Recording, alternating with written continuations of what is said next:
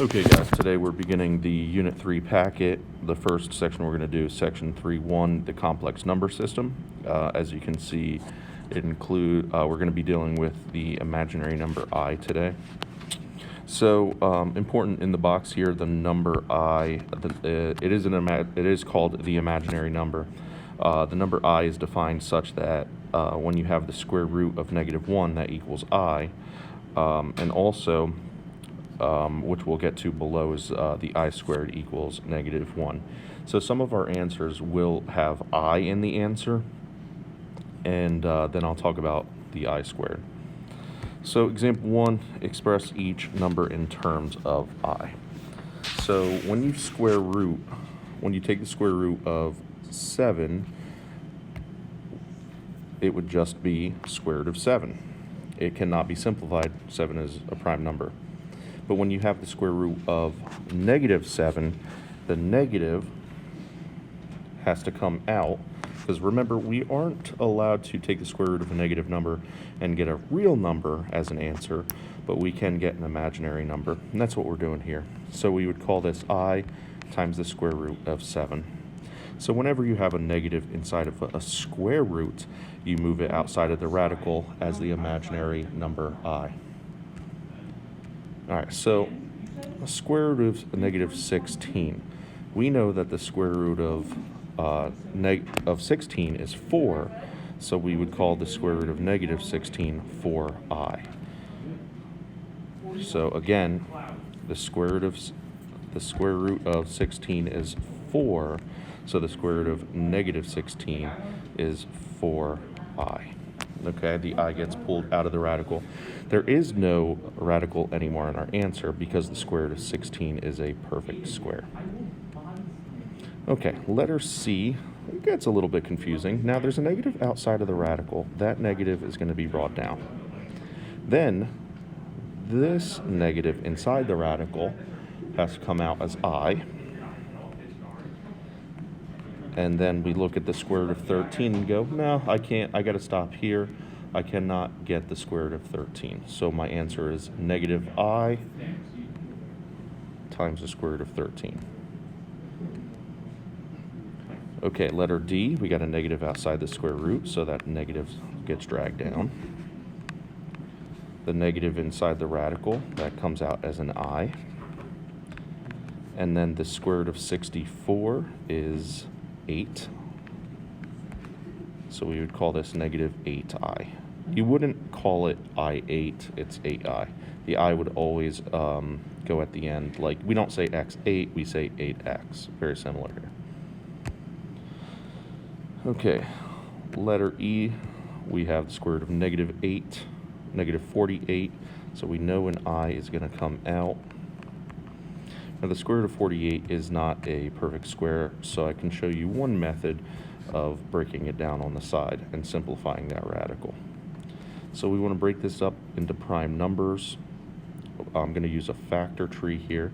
So 48 can be 6 and 8. 6 can break down as 2 and times 3. 8 breaks down as 2 times 4. And 4 breaks down as 2 times 2. So what comes outside of the radical? Remember, it needs to be a 2 of a kind. Now I do want to highlight we have a 2, 3, 2, 2, and 2. Those are my prime numbers.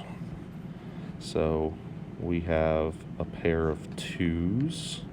So a 2 can come out of the radical. We have another pair of 2's, so another 2 can come out of the radical. And this square root of 3 is not paired up, so that guy's stuck inside the radical. So the two 2's that come outside, we want to multiply them, and we would call them 4 times I times the square root of 3. Again, we wouldn't say I4, we say 4I, then times the square root of 3. Okay, let me show you a couple more. If we go down here to assignment 3.1, I'm going to hit up a couple of the problems for you. So the square root of -3, I see a negative inside, so an I gets pulled out. Then the square root of 3 cannot be simplified.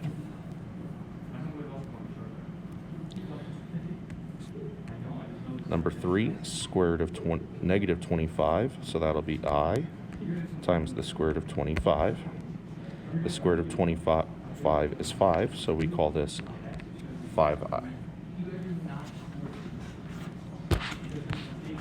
Number 5, we have a negative outside the radical, bring that down.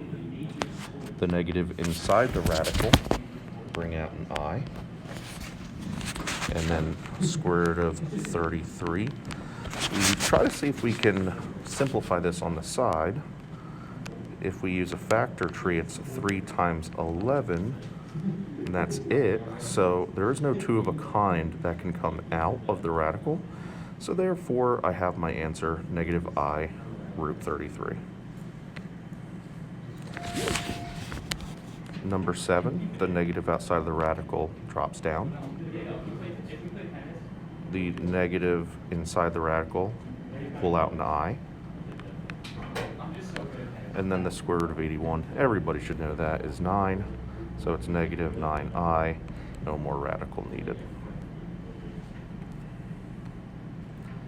And number 9, I have a negative inside of the radical, so pull out an I. Now I'm going to try to break up 98 using prime factors. So that's an even number. 98 divided by 2 is 49, and 49 is an easy one. 7 times 7 for prime numbers. So we need a 2 of a kind.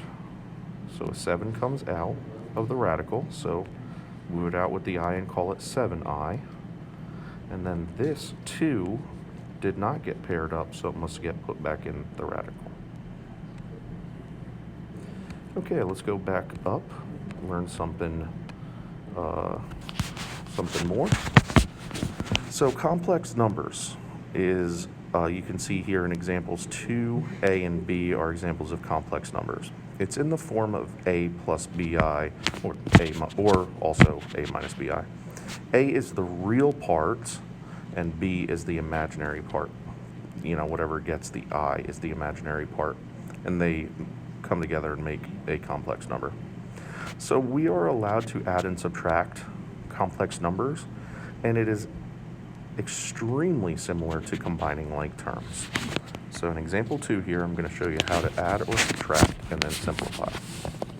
So here, what we can do, we know that we have a plus sign in between, and 8 plus 3 is 11. So we added them together. And then we can add the imaginary numbers together. 6i plus 2i is 8i. So tack it on as plus 8i. And then stop there. You cannot add those together and make 19. They are not like terms.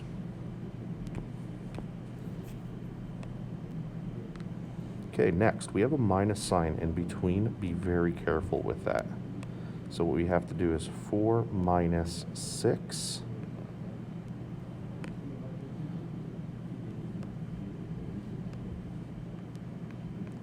Minus 6 is negative 2. And then we're doing 5i minus negative 3i. Minus negative 3i. So those are double negatives here, change to a plus. So it becomes 5i plus 3i, which is 8i. So write plus 8i. And then stop there. Those are not like terms. Okay, let's go to show you some more. Let's go down here to number 11. We got a plus in between the parentheses. So we can combine like terms. Negative 5 plus 7 is 2. And then move on to the i's. 3i plus 8i is 11i, so put plus 11i. And then stop and move on.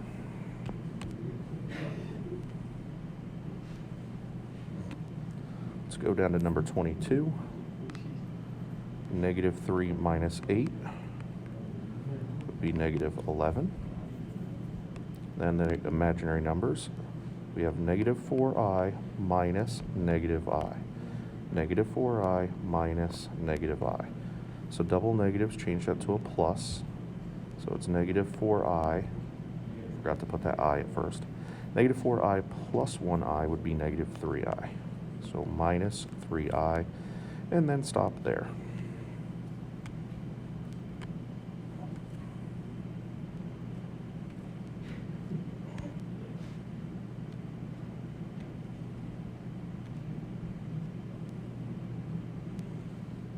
Okay, I'm going to next show you how to multiply complex numbers. Actually, you know what? We're going to stop there. That's going to be part 1. That'll be a good point where we stop.